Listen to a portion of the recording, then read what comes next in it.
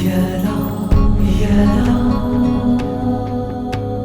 ग्लानिर्भवति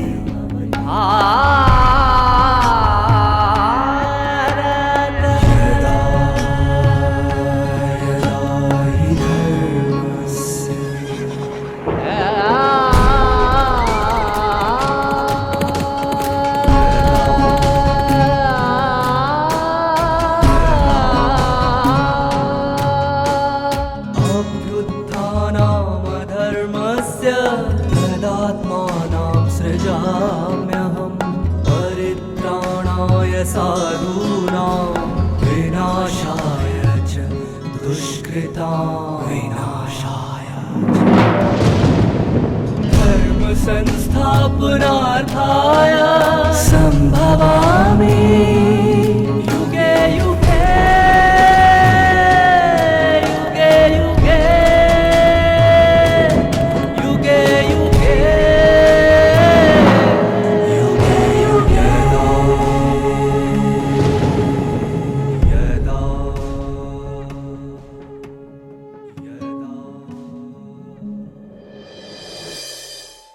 श्रीमद् भगवत गीता का ज्ञान मानव को परमेश्वर के प्रति श्रद्धा एवं निश्चय रखने की समझ देता है, क्योंकि केवल परिपूर्ण परमात्मा की याद ही मन को सर्व बंधनों से मुक्त करके अतीन्द्रिय सुख एवं आनंद की अनुभूति करा सकती है।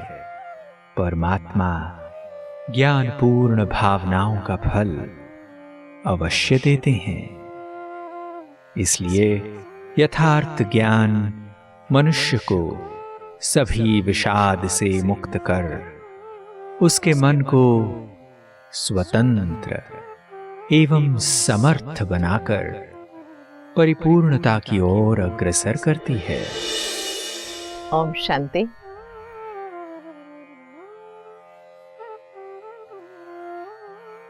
गीता का सुप्रसिद्ध श्लोक है, सर्वधर्मान परित्यज्य मामेकं शरणं व्रज।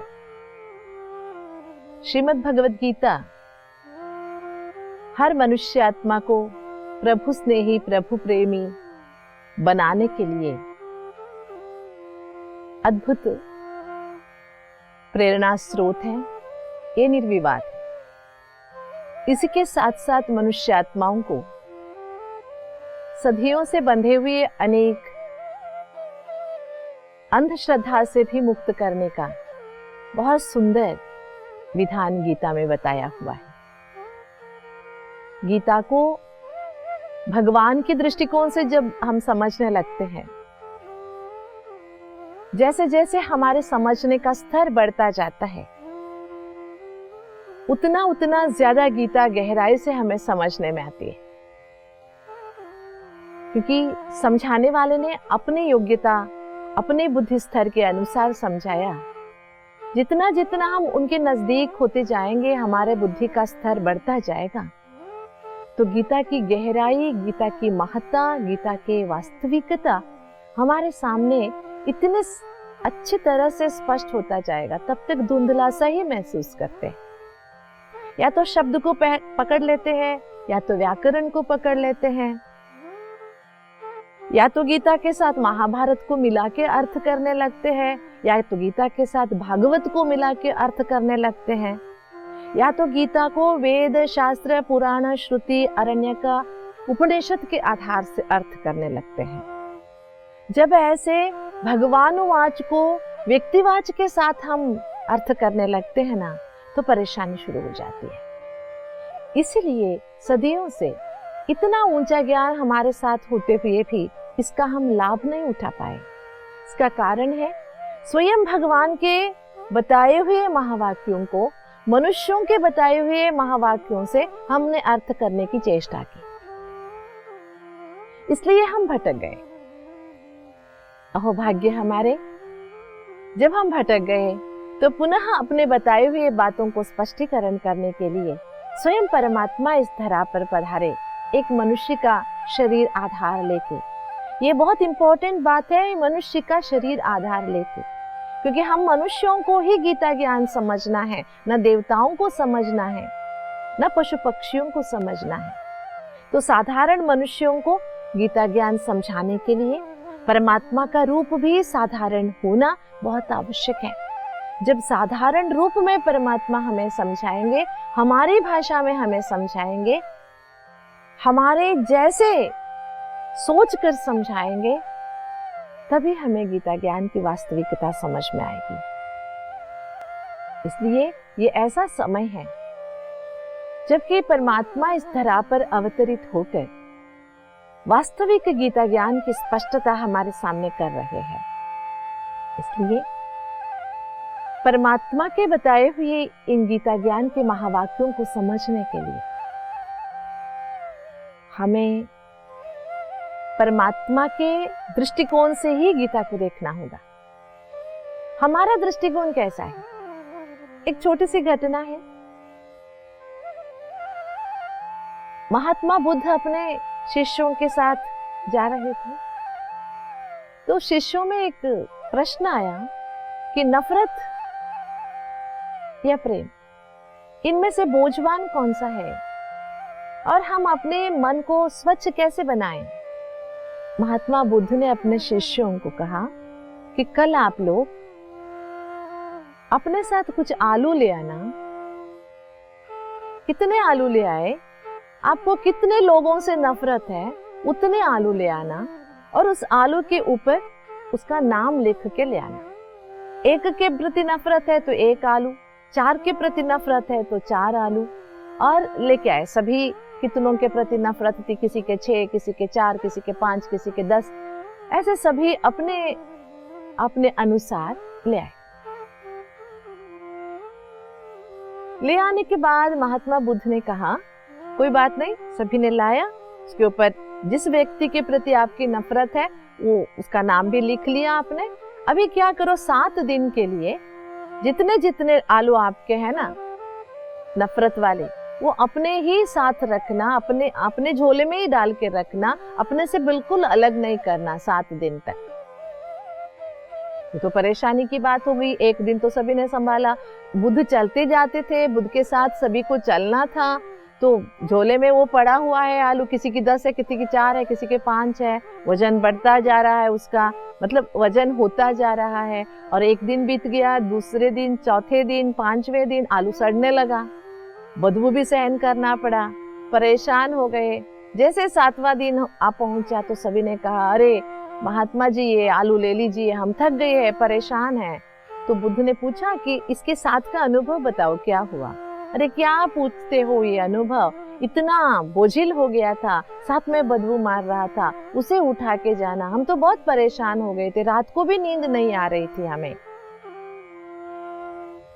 तो महात्मा बुद्ध ने कहा जब 7 दिन आप किसी के प्रति नफरत का बोझ नहीं उठा सकते, तो जिंदगी भर उस व्यक्ति के प्रति नफरत करते हुए, अपने दिमाग पे जोर डालते हुए, बुद्धि पर बोझ उठा के चलोगे तो आपकी क्या हालत होगी। ये बहुत अच्छी स्पष्टता मिली। तो हमें अपने जीवन में किसका बोझ उठाना चाहिए? नफरत का बोझ उठाना चाहिए या प्रेम का?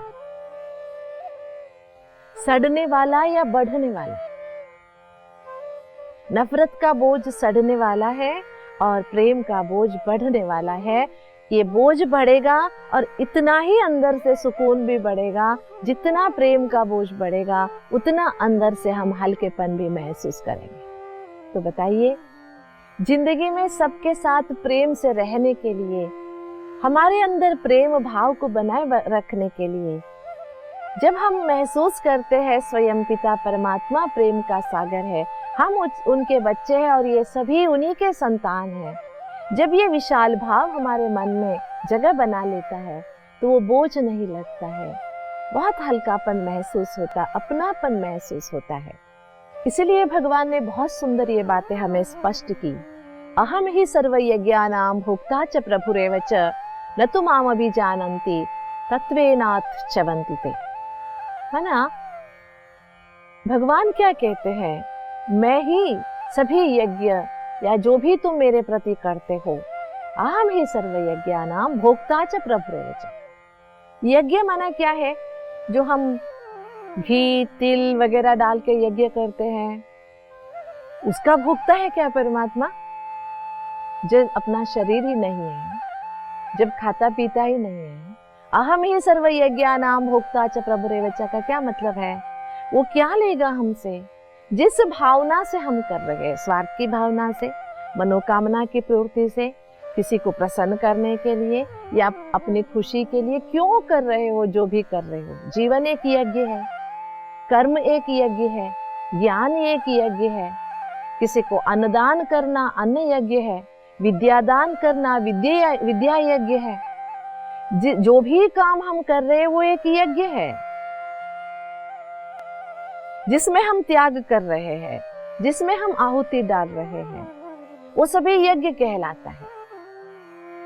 तो जो भी यज्ञ कर रहे हो, इस यज्ञ का प्रभु मैं हूं।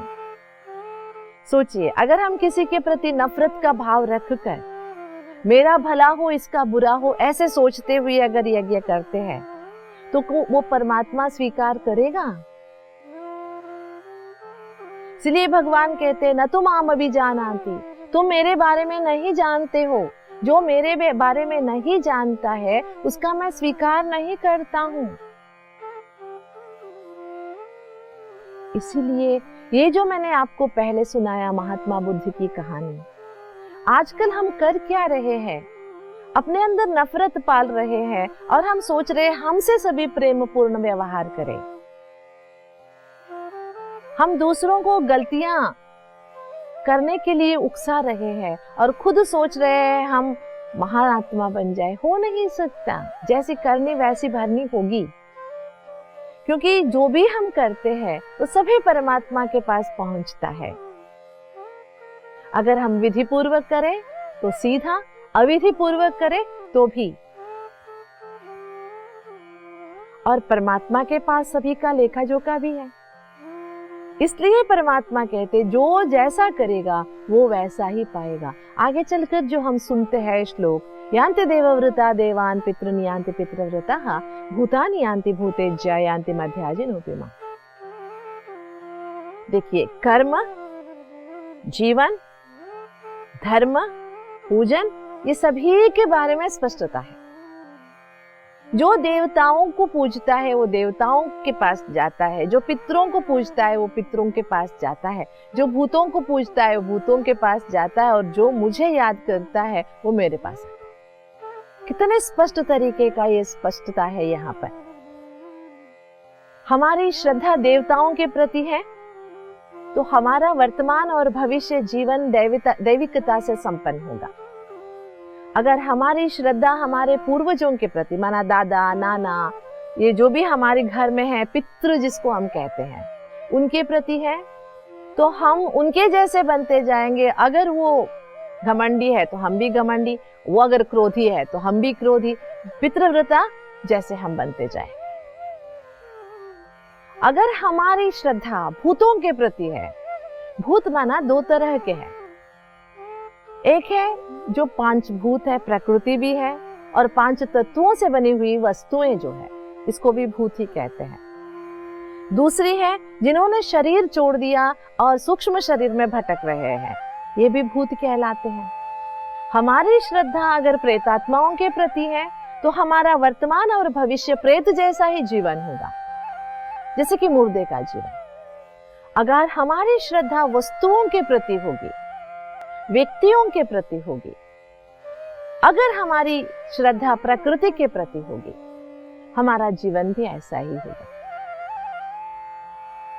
वस्तुओं से प्रभावित होते रहेंगे, वस्तुएं ना मिलने पर दुखी होते रहेंगे, प्रकृति से प्रभावित होते रहेंगे, प्रकृति की बदलाव होने पर दुखी होते रहेंगे। अगर हमारी श्रद्धा एकमेवाद्वितीय परमात्मा के प्रति होगी तो हम उन्हीं के पास पहुंचेंगे, उन जैसा बनेंगे, निस्वार्थी, निर्ममः, निर्मोही ही, निर्विकारी ही, निरहंकारी ही, जो परमात्मा की है चेतना। सबके प्रति समभाव, प्रेम भाव, आदर भाव, अपने प्रति भी एक रेस्पेक्ट, सेल्फ रेस्पेक्ट भी बढ़ती जाएगी। जिनके पास जाएंगे उनके जैसे बनेंगे। भूतों के पास जाएंगे तो जैसे भूतों को कोई अस्तित्व ही नहीं है, हमारा भी कोई अस्तित्व ही नहीं होगा। जैसे वस्तुएं अगर हमें आकर्षित कर रही है तो वस्तुएं तो नाशवान है, वैसे हमारी जो प्राप्ति है, खुशी कहे, अंदर की सुकून कहे, शांति की नींद कहे, ये भी आधा अधूरा ही होगा। लेकिन अगर हमारी श्रद्धा परम पूर्ण परब्रह्म परमात्मा के प्रति है तो हमारे के लिए जो भी प्राप्ति होगी वो परिपूर्ण ही होगी और हम परिपूर्णता की ओर अग्रसर होंगे, परमात्मा के नजदीक पहुंच जाएंगे। जिनको याद करोगे उन जैसा बन जाओगे। तो अभी हमें सोचना है, जो हम करते वो परमात्मा के पास पहुंचता है। तो हमारे प्रश्न ये उठता है कि देवताओं के प्रति हमारी श्रद्धा है तो वो क्यों नहीं पहुंचता है? किसने कहा नहीं पहुंचता है? पहुंचता जरूर है, लेकिन देवताओं के थ्रू जो पहुंचा आपको कितना मिला? थोड़ा सा। इसलिए देवताओं के भक्तों की भी इष्टार्थ सिद्धि तो हो रही है ना। किसी को बच्चा चाहिए, बच्चा मिल रहा है, लेकिन बच्चा कैसा होगा वो उनके कर्मों पर निर्भर कर रहा है। बाद में सोचते बच्चा दिया ही क्यों, बच्चा ही नहीं होता तो अच्छा था। ऐसे बच्चे भी जन्म ले रहे हैं। किसी को मकान चाहिए, मिल रहा है। किसी को नौकरी चाहिए, मिल रही। इष्टार्थ सिद्धि जरूर हो रही है, लेकिन उस नौकरी से जुड़ने के बाद मन की शांति, परमात्मा के प्रति प्यार, सबके प्रति सम्मान रहेगा या नहीं रहेगा, उसकी जिम्मेवारी भगवान की नहीं है, क्योंकि हमने भगवान से ये पाया ही नहीं है। और इम्पोर्टेंट क्या है कि देखिए, एक छोटी सी दृष्टांत याद आता है। एक बार हम एक दुकान गए हुए थे, ये सच में हुआ।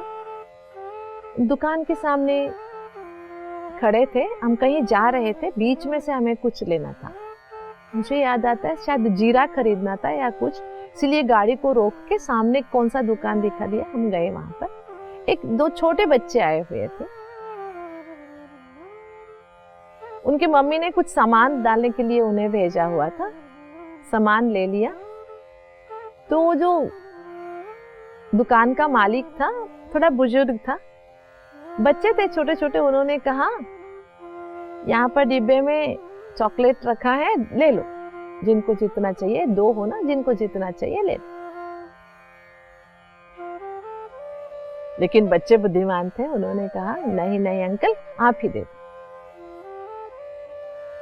तो बुजुर्ग आदमी जो दुकान का मालिक था, उसने उस डिब्बे में हाथ डाला, मुट्ठी भर जितना आया, एक एक को एक एक मुट्ठी चॉकलेट दे दिया।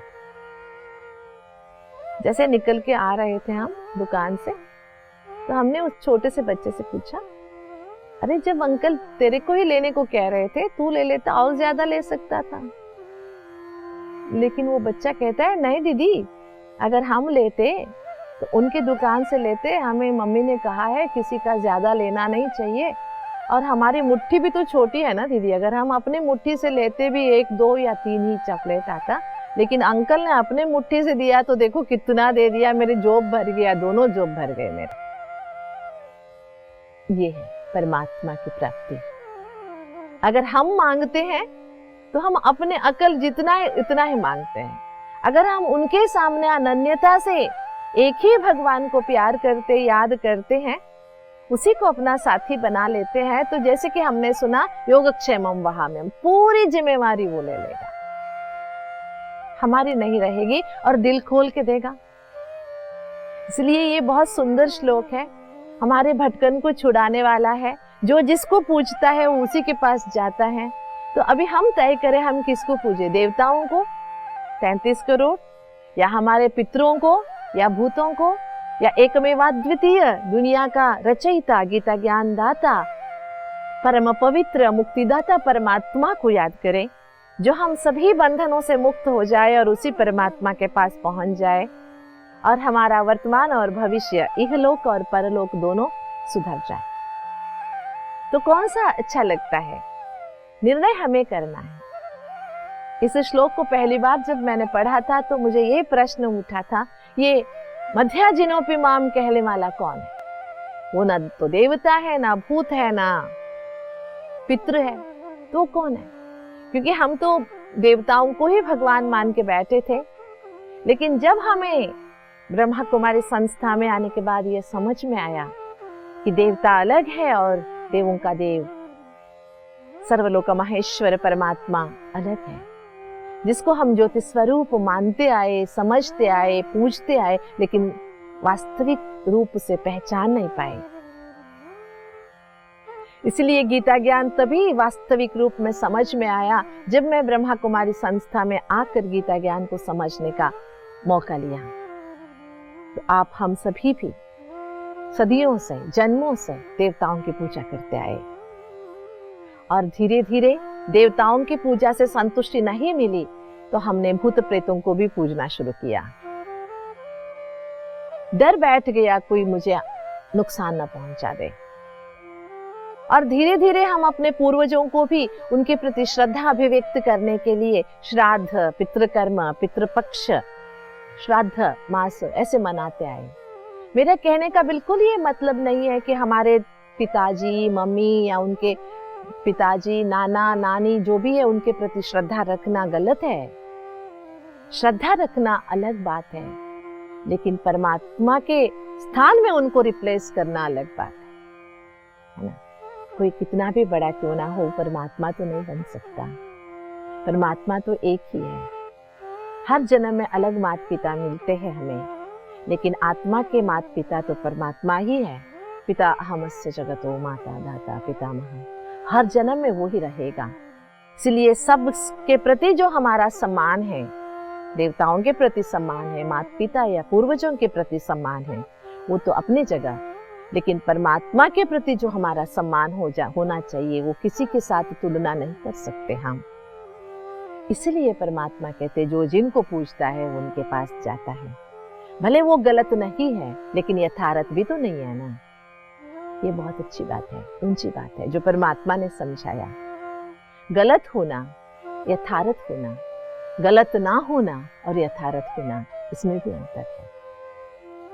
इसलिए हम गलत नहीं थे लेकिन यथार्थ नहीं थे। यथार्थ नहीं होने के कारण हम जहां जाना चाहिए वहां नहीं पहुंच पाए।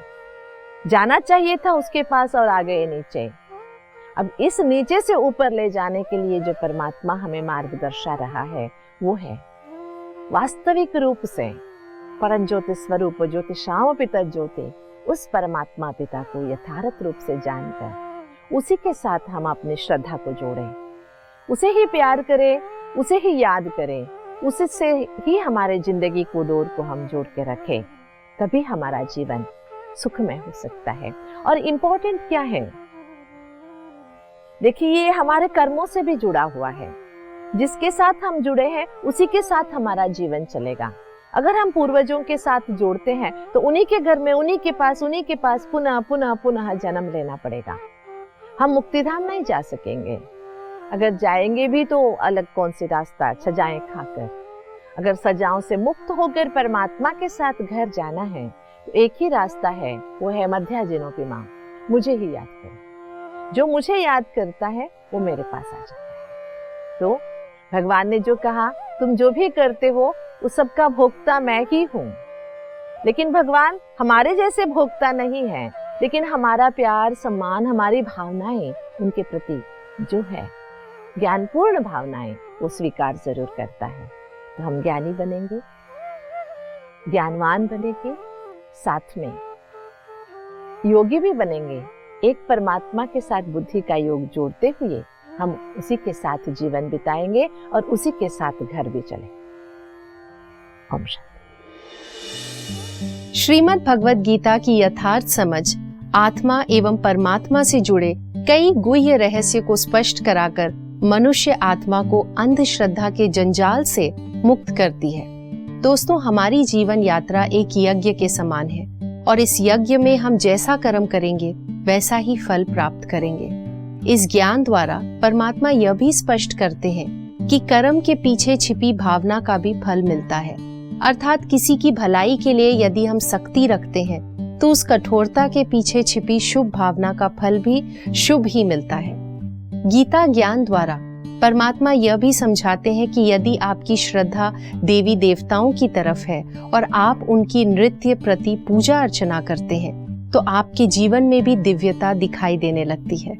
इसी प्रकार पितरों एवं भूत अर्थात सुख साधन व वैभव के प्रति झुकाव हमारे कर्मों पर भी असर डालता है, अपितु यह गीता ज्ञान मनुष्य आत्मा को केवल पार ब्रह्म परमेश्वर के प्रति अटूट श्रद्धा एवं विश्वास रखने की प्रेरणा देता है, क्योंकि वह परमात्मा ही परिपूर्ण है, अनंत गुणों के सागर है और परिपूर्ण परमात्मा की यथार्थ याद ही सुखमय जीवन का आधार है। ओम शांति।